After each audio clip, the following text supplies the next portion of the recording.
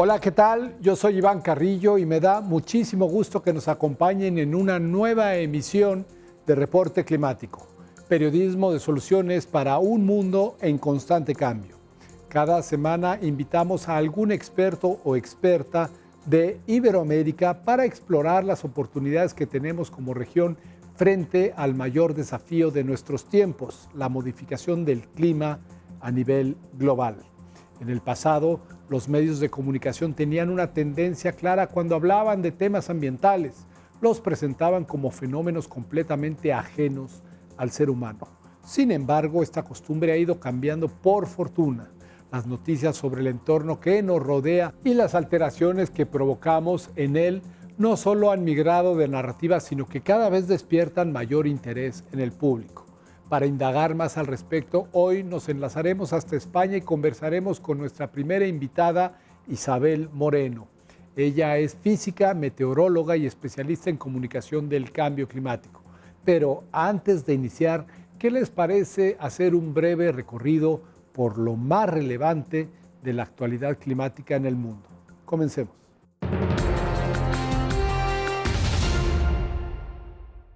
Cada año, con la llegada de la primavera y de la época de reproducción de muchas plantas con flor, se presenta también la alergia estacional. Una alergia es una reacción del sistema inmunitario a un agente externo inofensivo, como el polen de las flores.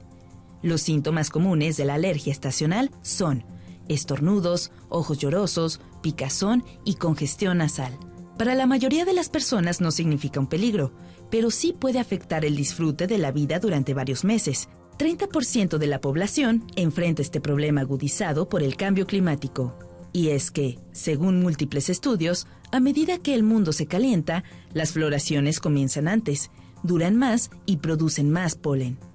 Por ejemplo, una investigación publicada en 2021 concluyó que, en promedio, la temporada de polen se ha alargado 20 días en Estados Unidos durante las últimas 3 décadas y que las concentraciones del alérgeno han aumentado un 21%. A las personas con alergia estacional se les recomienda consultar a un especialista para identificar el tipo de polen al que son sensibles y así evitar exponerse a la floración de esa especie.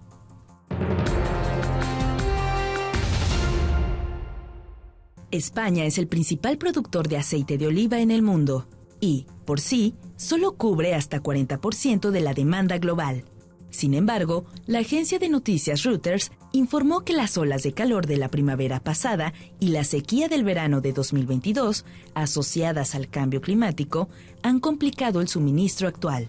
El Consejo Oleícola Internacional declaró que este año la disponibilidad de aceite de oliva será 20% menor respecto a la producción de 2021, y conforme pasa más tiempo sin lluvia, las previsiones empeoran. El país europeo ya ha reportado una subida de precios de 60%, provocando que las ventas del producto caigan. La revista española Ethic dice que los olivares han evolucionado con el clima mediterráneo y destacan por su resistencia a la escasez de agua. No obstante, los acontecimientos recientes evidencian que incluso este cultivo icónico podría ser afectado gravemente por los efectos del calentamiento del planeta, poniendo en peligro una fuente de subsistencia, cultura y comercio milenaria.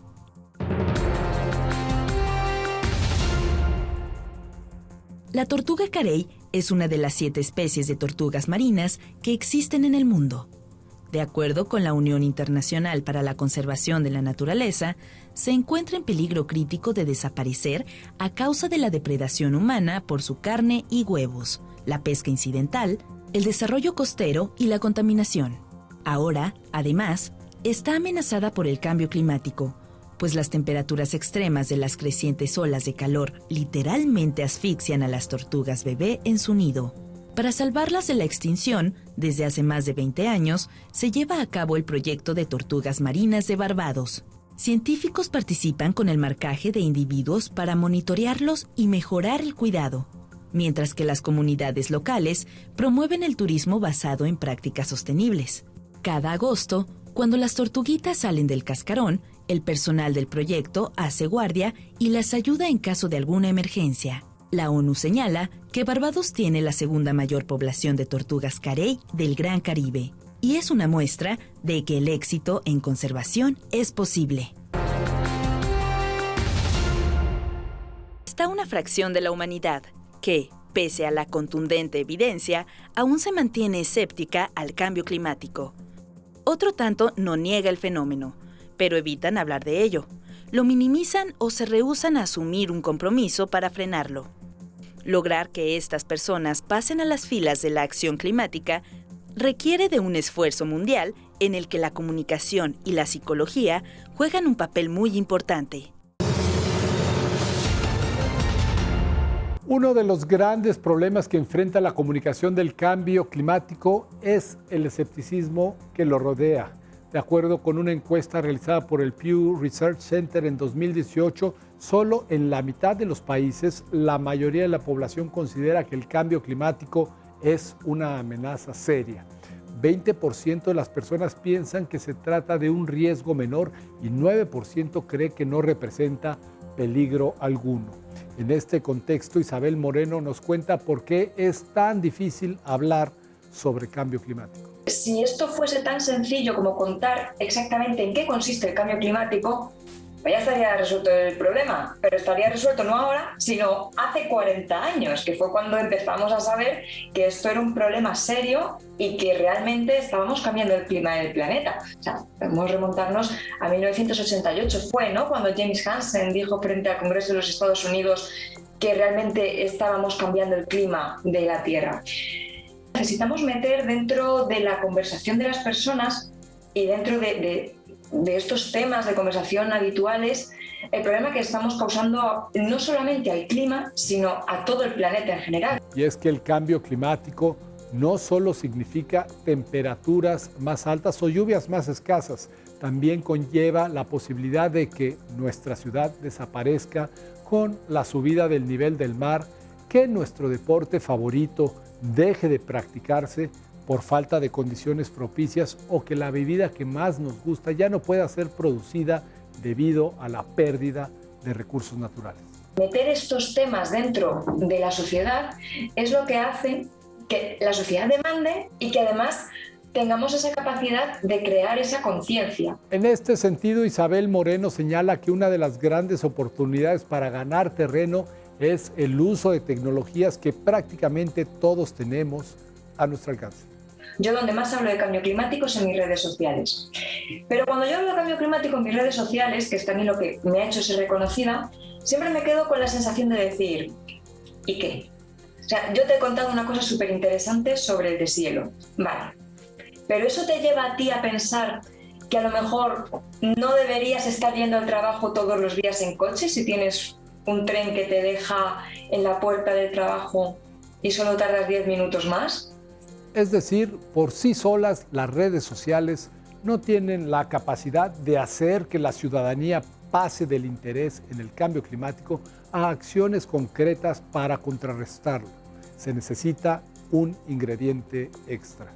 En lo que he visto que realmente influye a la hora de adoptar acciones que realmente son buenas para el medio ambiente es hablar con la gente. Y en esto algunas redes sociales tienen un poder muy importante. Nuevas redes sociales como por ejemplo Twitch te permite hablar con la gente que te está viendo en ese momento. Entonces si tú estás hablando con esa gente, eres capaz de resolver sus dudas, mostrar cómo lo haces tú, ver los posibles problemas que tenga esa persona en concreto para comportarse de una forma u de otra y también dar ejemplo. Las redes sociales también te pueden servir para dar ejemplo, para decir, mira, no cojo ascensores, voy andando siempre. Siguiendo esta estrategia, especialistas como Isabel Moreno se han percatado que aún hay deudas pendientes con las audiencias en lo que a comunicación de medio ambiente y cambio climático se refiere. Creo que nos hemos estancado en el discurso de reciclar y no estamos avanzando más allá. Me parece que realmente no somos conscientes del impacto real que tenemos con nuestras acciones. Aquí en España, por ejemplo, hace unos meses hubo un revuelo tremendo porque un ministro hizo un vídeo hablando sobre el impacto que tiene consumir carne en el medio ambiente y en concreto en el cambio climático. Se montó un revuelo tremendo. Sí, lo vi. Pero este vídeo no decía nada erróneo. Científicamente no nos estaba diciendo nada nuevo. ¿Cuál era el problema? Que atacaba a la sensación de individuo, a lo que a nosotros nos hace identificarnos con algo. En resumen, al hablar de cambio climático no solo importa lo que dice la ciencia, sino también lo que sienten las personas. Tenemos que tener otros mecanismos que nos ayuden a tocar esa fibra para decir, vale, es cuestión de identidad, es cuestión de sentimiento de grupo, pero tenemos que cambiar este comportamiento. El éxito al dar a conocer estos aspectos a través de la comunicación de cambio climático y la educación ambiental no está garantizado. No obstante, podemos echar mano de ciertos elementos que nos ayuden a influir en las personas para salvaguardar al planeta.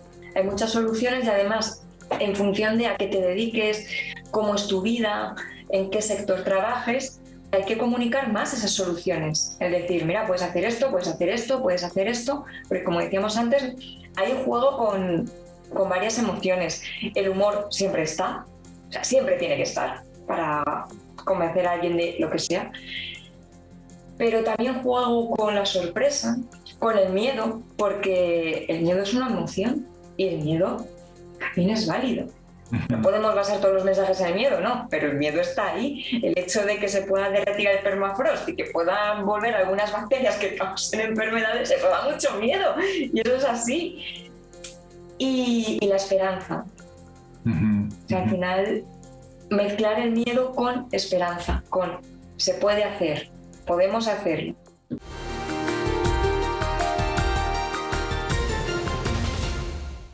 La mala información y la desinformación abundan en la conversación climática. Informar mal es ofrecer datos engañosos, incorrectos o completamente falsos, pero sin la intención explícita de engañar. Mientras que detrás del acto de desinformar sí está el propósito de mentir. Cada semana invitamos a un especialista de la región para abordar las causas, consecuencias y oportunidades frente al mayor desafío de nuestro tiempo, la alteración del clima. Se trata de un concepto que ha brincado del ámbito científico a las arenas de toma de decisiones y de ahí a nuestras conversaciones de todos los días. Actualmente no solo sentimos el cambio climático, sino que hablamos del tema en el transporte, en la oficina o en la cena. Esta trascendencia ha sido en gran medida gracias a los medios de comunicación y al trabajo de periodistas como Fermín Kub, nuestro segundo invitado, quien nos acompaña hoy en Reporte Climático. Fermín es editor para el Cono Sur de la plataforma periodística Diálogo Chino. Desde Argentina nos compartirá su perspectiva sobre los retos, fallos y aciertos al informar sobre cambio climático. Comunicar cambio climático no es tarea fácil, es un asunto intrincado y con frecuencia deprimente. Sin embargo, sondeos como los que realiza de manera periódica el Reuters Institute de la Universidad de Oxford evidencian un creciente interés del público en el tema. Fermín Kub nos cuenta cuál sería el primer paso para satisfacer esa demanda de información. Lo central me parece que es entender al cambio climático como un tema transversal a cualquier medio de comunicación, no como una especialidad necesariamente. Si bien hay periodistas especializados, como es mi caso y el de otros colegas, creo que lo central es hoy por las características del propio tema, lo ideal es que una redacción, un equipo de periodistas, de comunicadores puedan entender al tema como transversal para sociedad, para política, para economía, que haya una mirada de todo el medio de comunicación sobre el tema. Claramente la transversalidad es necesaria, pero también representa una posible ventaja para el periodismo. Pienso, bueno, un día puedo estar escribiendo de los efectos de la sequía en el Cono Sur y su relación con el cambio climático, pero al día siguiente puedo estar hablando de un proyecto económico y su relación con los impactos en términos de emisiones, por ejemplo, o el metano que generan las vacas, por ejemplo. Es realmente una agenda muy diversa que le da muchas posibilidades al periodista en términos de cómo comunicarlo. Quienes se embarquen en esa misión deberán prepararse, así lo explica Fermín Kup.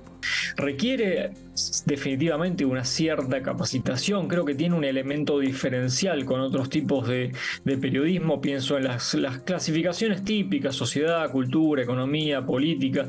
Si pensamos en clima, hay una cierta curva de aprendizaje que tiene que atravesar el periodista, por lo que idealmente deberíamos tratar de pensar en redacciones, en medios de comunicación que puedan tener al menos un periodista especializado que pueda ayudar a toda la redacción. Dicha persona podría, por ejemplo, orientar a sus colegas para que no olviden que el cambio climático es un fenómeno de escala planetaria con implicaciones locales. O yo estoy en Argentina, cómo comunicar un tema de suba de temperatura, suba de emisiones que afecta a todo el mundo. Bueno, lo ideal es poder encontrar esas formas para localizar el tema y ver, bien, esto está pasando a nivel global, pero ¿qué está pasando a nivel local? ¿Qué es lo que está pasando en mi ciudad, en mi pueblo, en mi comunidad, en mi región?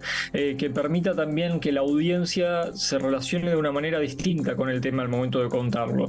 Porque no es lo mismo si yo voy a estar hablando de osos polares en América Latina, donde no hay osos polares, y en vez estoy hablando de una especie autóctona local que está relacionada de una cierta manera con la variación de la temperatura. El componente afectivo es otro factor a tomar en cuenta y en este sentido parece que los productos de comunicación tipo documental influyen más en las audiencias que las noticias diarias. Si bien está cada vez más presente en los medios de comunicación, tenemos que pensar de qué manera estamos contando las noticias sobre el cambio climático, porque todavía hay una cierta distancia entre la audiencia y los periodistas en términos de cómo estamos informando y cómo estamos contando el tema, y también tenemos que hacer un poco de autocrítica nosotros de, bueno, especialmente los periodistas especializados que tenemos más herramientas para poder comunicar este tema, en cómo vamos a, no me gusta la palabra simplificar, pero cómo vamos a explicarlo de una manera que lo pueda entender tanto el productor agropecuario como el activista ambiental, digamos.